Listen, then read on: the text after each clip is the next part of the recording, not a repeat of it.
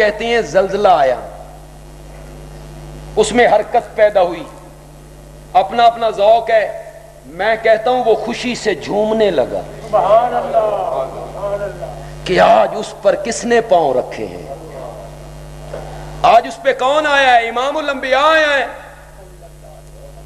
آج کون آیا ہے, سرور کائنات آیا ہے, آج کون آیا ہے اس کے اوپر, خاتم النبیین آیا ہے, آج اس پر کس نے قدم رکھے ہیں, آج اس پہاڑ پر اس شخصیت نے قدم رکھے ہیں کہ وہ قدم جس دھرتی پہ رکھ دیتا ہے رب اس دھرتی کی قسمیں اٹھانے لگتا ہے.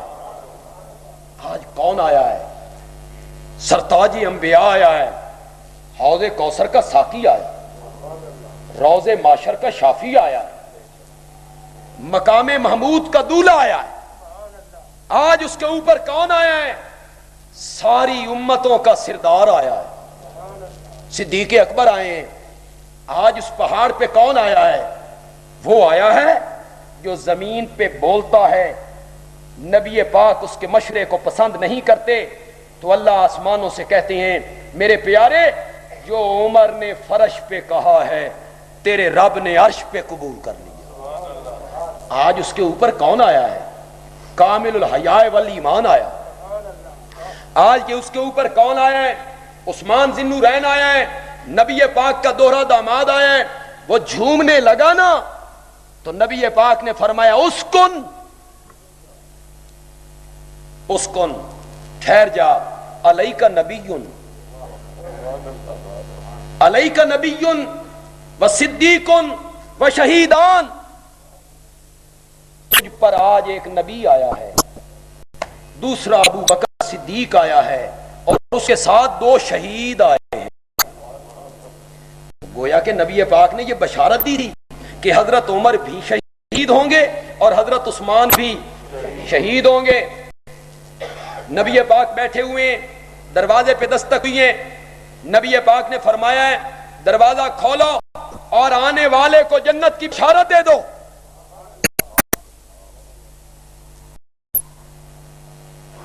پھر آپ نے فرمایا لیکن اس کو کہو کہ مشکلات ہوں گی, دکھ آئیں گے, تکلیفیں آئیں گی, پریشانیوں کا شکار ہونا پڑے گا. پھر ایک حدیث میں آیا ایک بندہ گزر کے جا رہا ہے جس نے اپنا چہرہ لپیٹا ہوا ہے, پہچان نہیں ہو رہی ہے کہ کون ہے.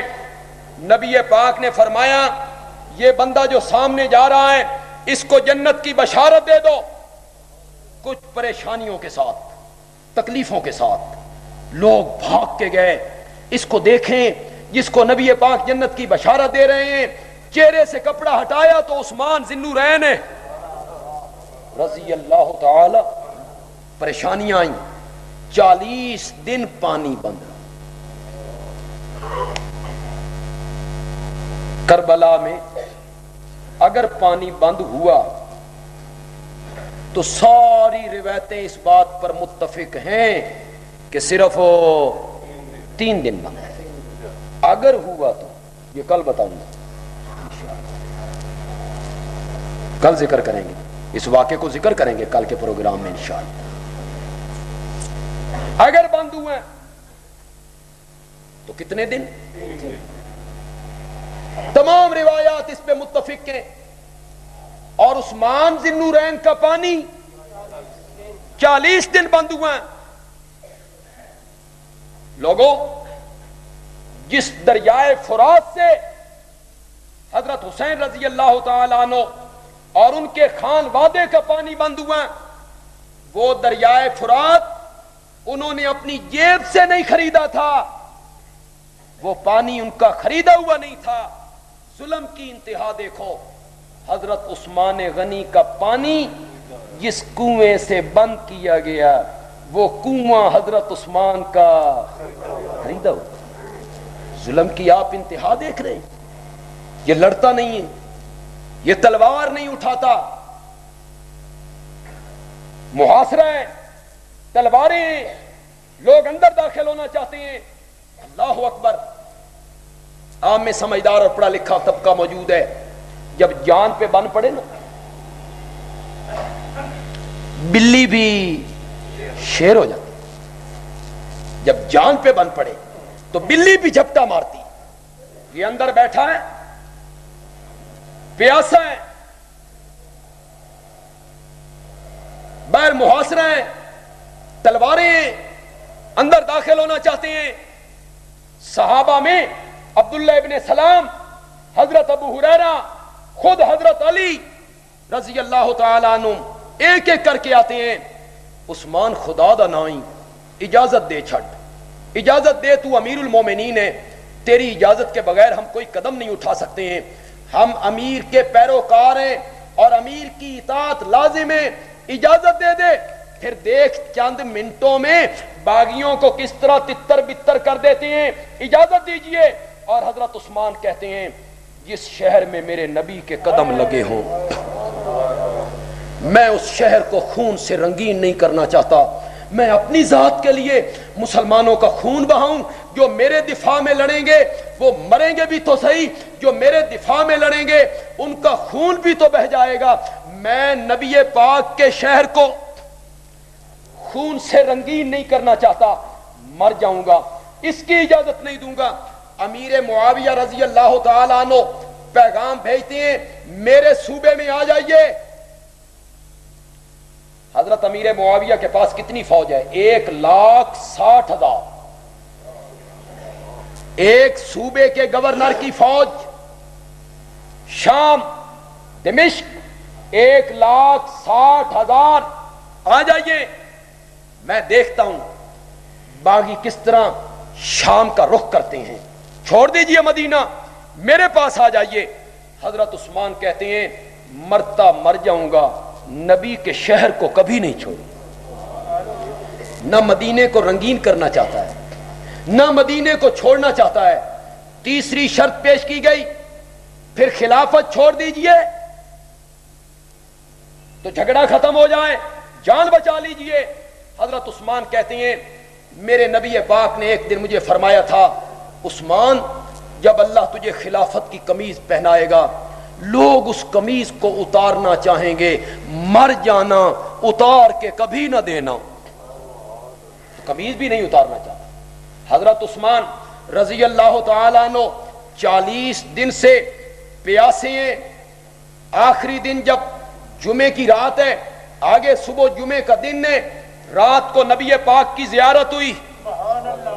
تاریخ و سیرت کی کتابوں نے نقل کیا حضرت عثمان رضی اللہ تعالیٰ عنہ خواب میں دیکھتے ہیں نبی اکرم ہیں, حضرت ابو بکر ہیں, حضرت عمر ہیں, اور نبی پاک کہتے ہیں عثمان کیا حال ہے؟ یا رسول اللہ 40 دن سے ان لوگوں نے پانی بند کیا ہوا ہے.